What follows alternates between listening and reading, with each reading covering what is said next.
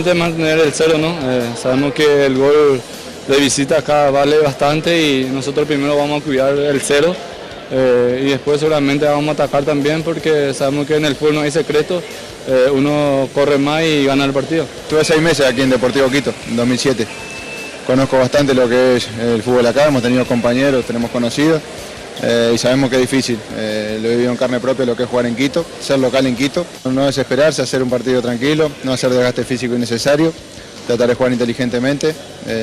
Generalmente tenés que tener la pelota y en algún momento del partido, si hay que salir a buscar resultados, partir un poco el equipo. Hay que jugar nuevamente la Copa, ya es un logro. Pasar la fase sería un logro muy importante, dejar a Guaraní un equipo grande, paraguayo, con historia, que fue eliminado en la última Copa en semifinales con River, o sea, sería un logro muy importante. Y después seguir, ni hablar que si podemos jugar la fase y pasar, sería algo histórico. Ese es el objetivo nuestro, ¿no? Creo que por eso se está trabajando, se trabaja mucho, creo que el equipo está bien, se lo ve muy bien, esperemos que por ahí el día jueves se refleje eso en la cancha y podamos sacar un resultado positivo para nosotros, para ir tranquilos a Paraguay, ¿no?